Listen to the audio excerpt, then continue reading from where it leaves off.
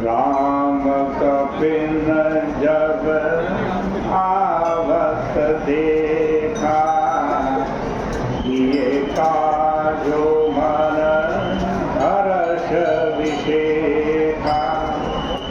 स्फटिक शिला बैठे दो भाई, परे सकल कपि चरण निजाई। प्रीति सहित सब भेंट, रघुपति करुणा पुंज। कुशल नाथ अब कुशल देखी पद कंज। देखो भगवान श्री राम जी ने लंका से लौटकर आए हुए प्रत्येक बंदर को अपने हृदय से लगाया। उन्हें लग रहा था कि जो प्रियतमा मैथिली का संदेश लेकर के आ रहे हैं, उनसे बढ़कर प्रिय कौन होगा। ईश्वर की सर्वज्ञता के स्थान पर उस समय प्रभु का व्यवहार एक प्रेमी के भावुकता भरे हृदय का परिचायक था। यद्यपि उन्होंने बंदरों को विदा करते समय मारुति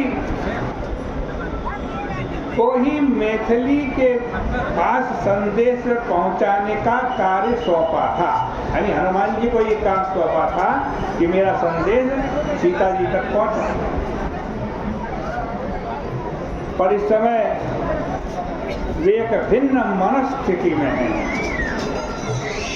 उनकी दृष्टि सभी बंदरों की मुखाकृति पर थी।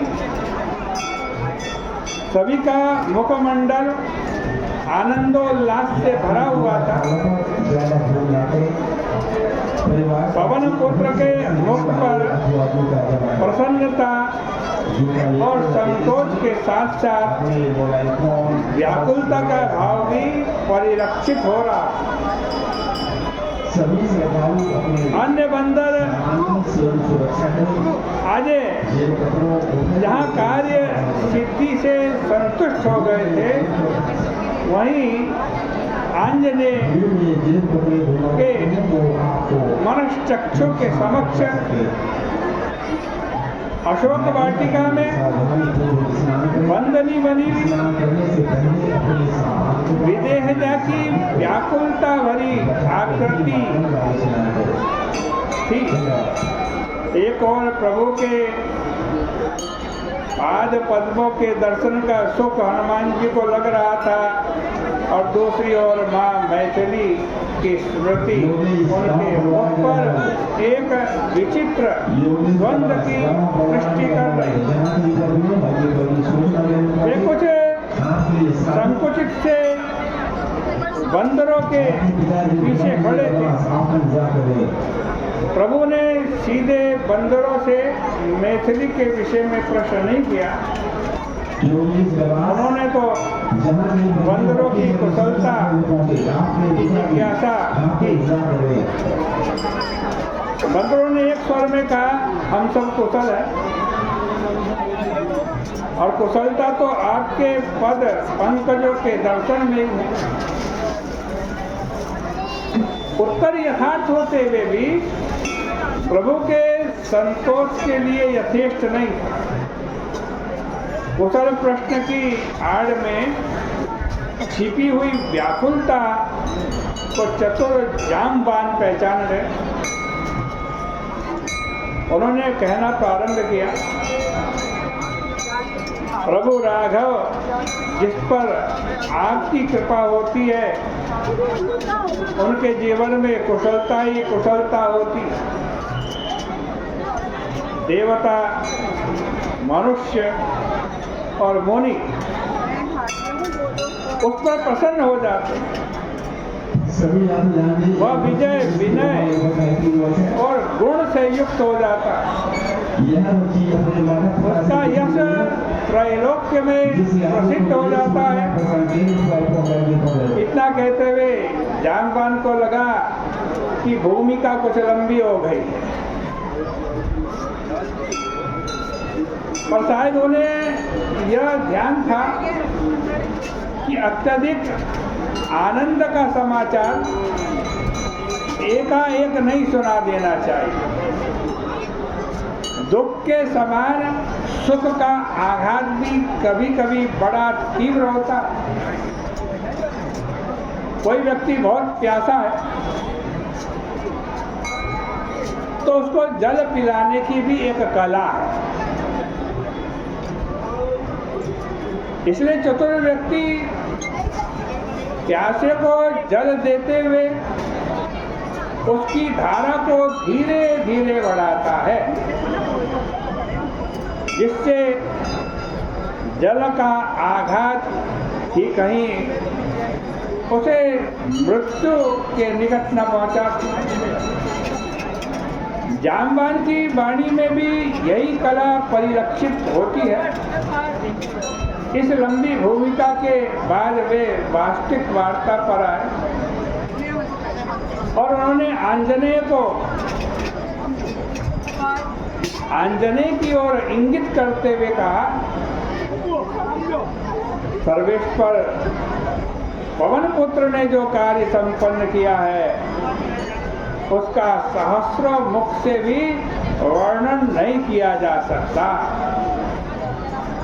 इसके पश्चात उन्होंने पवन कुमार के पावन चरित्र का बड़ा ही सार्थक वर्णन प्रभु के समक्ष किया।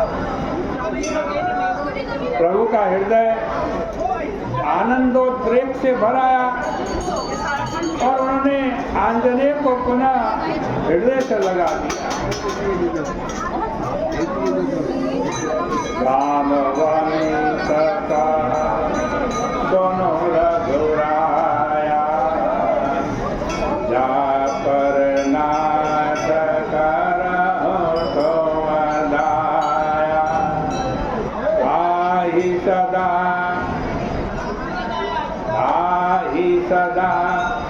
शुभ कुशल निरंतर, नर प्रसन्नता हो पर, सोई विजयी विनयी,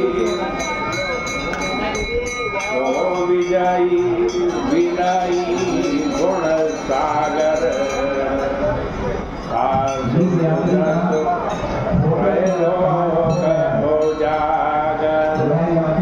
प्रभु की कृपा सबू का जो जन्म हमारा सफल आजो, नाथ पवन सुत की निज करनी, सहसहु मुख न जाई सोवरणी, पवन तनय के चरित सुहाए, जामवंत रघुपता ही सुनाए, सुनत कृपा निधि मन अति भाए, पुनि हनुमान हरषि अनाए। आंजनेय को हृदय से लगाने के बाद व्याकुलता भरे स्वर में प्रभु ने प्रश्न किया, प्रिय मारुति, यह तो बताओ, मैथिली लंका में अपने प्राणों की रक्षा किस प्रकार से कर रही है?